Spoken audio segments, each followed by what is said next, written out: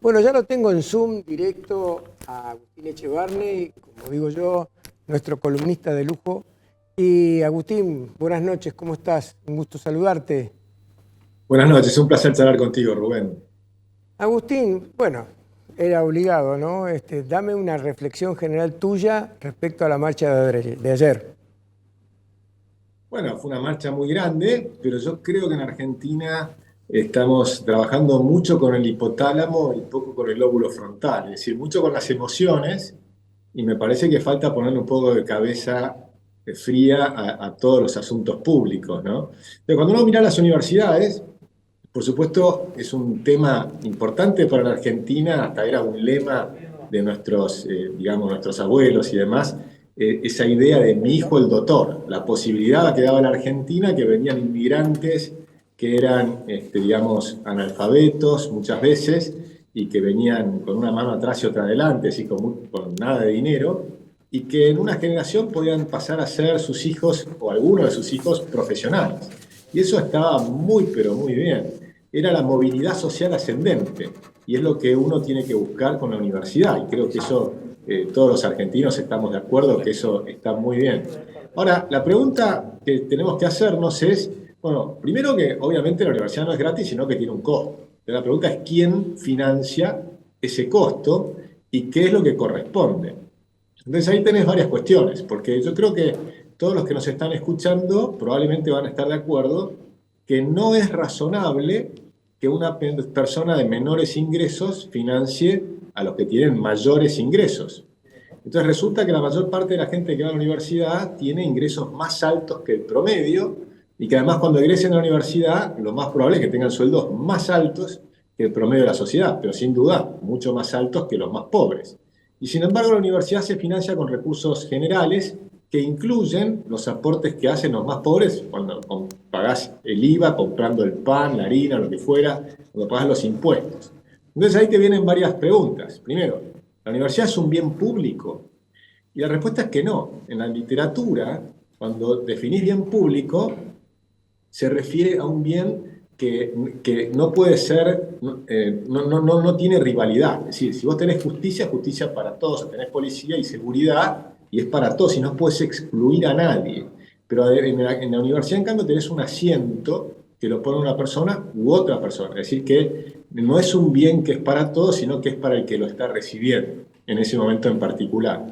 Y la otra alternativa que tenés para poder justificar un subsidio es que tengas externalidades positivas. Y ahí sí, porque puede ser que vos estás financiando a una persona que es un gran médico que después tiene un descubrimiento extraordinario y que ese descubrimiento aporta a la población. Entonces hay dos argumentos para revisar. Uno es quién puede pagar su universidad y quién no. Y desde ya vamos a estar de acuerdo en ayudar al que no lo puede pagar y dar una beca. Pero la pregunta es, ¿por qué dar una beca al que sí puede pagar?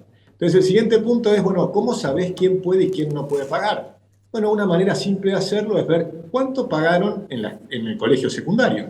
Hay gente que durante el colegio secundario, durante los 5 o 6 años del colegio secundario, han pagado 500.000 pesos, 400.000 pesos, en algunos casos hasta 1 millón de pesos. ¿Por qué no pueden pagar 100.000 pesos en la universidad? Por ejemplo, un arancel de 100.000 pesos. Si eso fuera así y estás tomando nada más que eso, probablemente vas a financiar una buena parte de la universidad con los aportes de lo que corresponde a las propias personas que van a recibir el beneficio. Ahora, si vos tenés una persona que además va a generar externalidades positivas porque es un gran alumno, le puedes dar una beca, y es lo que hacen todas las universidades del mundo. A los buenos alumnos les das becas. También le puedes dar becas a las personas que no tienen recursos, y ahí vamos a la movilidad social ascendente.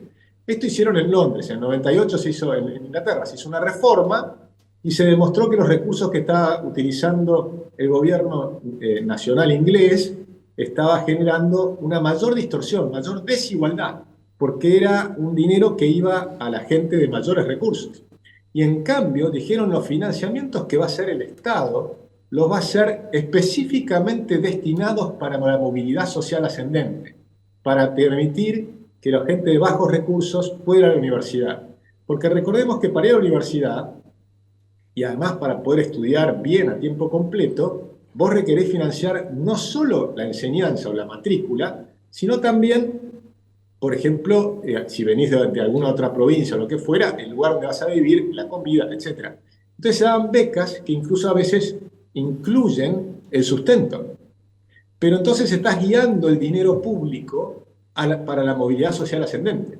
Entonces yo creo que hay que debatir estos temas en profundidad, salir de las frases simples, salir de las falsedades, porque nadie ha dicho nunca que había que cerrar las universidades y ese fue el lema con el que salieron a la calle. Si vos le asustás a los chicos y decís, te van a cerrar la universidad y no vas a poder seguir estudiando, obviamente los estudiantes salen a la calle. Ahora, ¿eso que dijeron es verdadero o falso? Es falso, no es cierto. Entonces, lo que hay que empezar a ver es hablar con la verdad, decir las cosas como son y, por supuesto, debatir el presupuesto. Y desde ya, creo que no hay ningún argumento para decir que no podés poner auditorías en la universidad.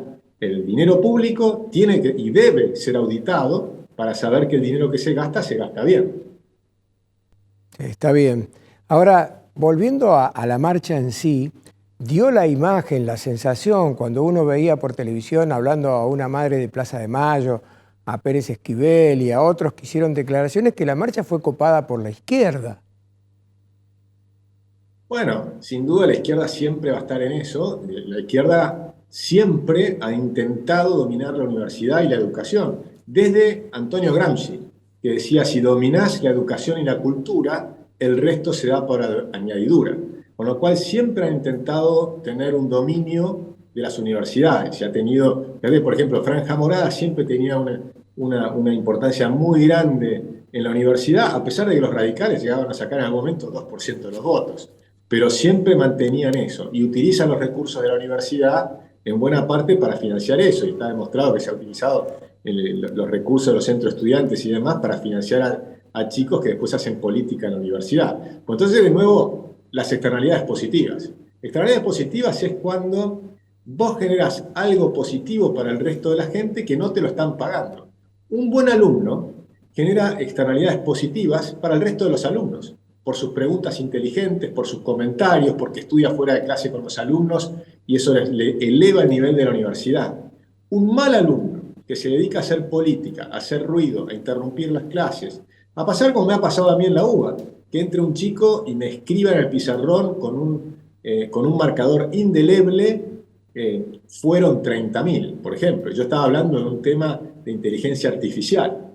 Digamos, entonces, ese tipo de alumnos genera externalidades negativas, no positivas. Está generando un costo para el resto de los alumnos que está generando un problema. Entonces, cuando entras en el populismo a la universidad, es un problema. Y la verdad es que las universidades no están haciendo un buen trabajo. Eso es otra cosa que hay que mirarlo. Las universidades en Argentina, en las universidades públicas, la gran mayoría de los alumnos que ingresan no terminan. Eso es un costo muy grande para la sociedad, porque le financiaste un estudio que finalmente no tuvo un resultado. No tuvo el resultado deseado, que es que se reciban, ¿no? No digo que tengan resultado cero, porque siempre algo aprendés y demás. Pero evidentemente no están cumpliendo los requisitos mínimos para poder recibirte. Y ni siquiera estoy diciendo recibirte con excelentes notas, porque de nuevo, a los alumnos muy buenos les podés dar becas por ser muy buenos, pero tienen que mantener excelentes notas. Eso pasa en todas las universidades del mundo. Entonces, pues en Alemania, por ejemplo, hay universidades gratuitas, pero no todo el mundo puede ir a la universidad, solamente los que son muy buenos alumnos. Es decir, en China comunista, en Rusia, en todos lados, para ingresar a la universidad tenías que ser muy bueno. En cambio, si a vos te financian, si vos no te auditan y te dan la cantidad de presupuesto en función de la cantidad de alumnos que tenés, lo que te conviene es aumentar la cantidad de alumnos. Entonces, el primer año te ingresa una enorme cantidad de alumnos y el segundo año la mitad se va. Al que maneja el presupuesto de la universidad no le molesta porque le financiaron por la cantidad de alumnos. En cambio, hay que empezar a poner objetivos precisos, hay que auditar, hay que volver al mérito, hay que volver a los exámenes de ingreso. Yo nunca estuve de acuerdo con el ingreso irrestricto. Aunque sí, debo decir que hay un argumento que dio una comunista chilena que me interesó, que era Camila Vallejos, y me pareció que es muy atendible.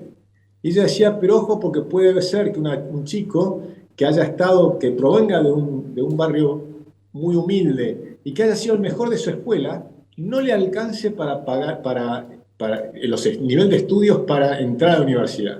¿Qué haces con ese chico? Me dice. Bueno, en ese caso, dice, habría que darle un apoyo durante un año para que se iguale con el resto. No para bajar el nivel para que ese chico pueda ingresar, sino para elevar el nivel de ese chico a dándole un apoyo extra para que pueda ingresar. Y me pareció un argumento extraordinario y lo adopté. Y lo sumo. Es decir, que acá no hay que tener preconceptos, creo, sino que hay que estudiar los temas con profundidad y ver qué es lo que es razonable y qué es lo que no es razonable, ¿no? Y empezar a utilizar los fondos públicos. Cuando son fondos públicos, son fondos de los impuestos, son fondos de los impuestos que pagan todos, incluyendo la gente de bajos ingresos. Entonces hay que ser muy cuidadoso con el dinero del público, es decir, con el dinero de los contribuyentes. Para redondear este tema, Agustín, el gobierno salió a decir que hubo fallas y errores de comunicación y que por eso se dio esta situación, pero cuando uno mira la historia argentina, a ver, en 1862, primer gobierno constitucional de Bartolomé Mitre, de ahí para abajo solamente Sarmiento y Roca se ocuparon de la educación, el resto no se ocupó de la educación.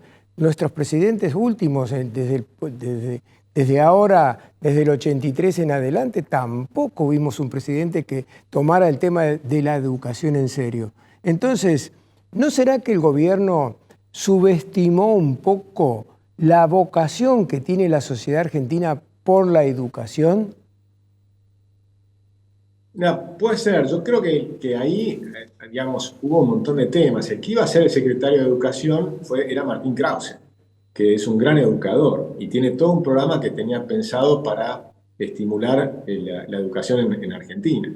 Ahora, es verdad que, no sé, que después hubo algunos inconvenientes, cambiaron de secretario, hubieron algunas cosas, pero yo creo que me parece que es muy importante dar este debate y dar el debate de la educación en general, porque la educación está muy mal en Argentina. Pensá que estábamos número uno en América Latina en los test de PISA todavía hace 20 años atrás. Veníamos cayendo, pero éramos número uno de América Latina. Lo que pasa es que América Latina está muy mal a nivel mundial. A nivel mundial, América Latina entera está casi en el 10º inferior de la tabla, ¿sí? Estamos muy mal.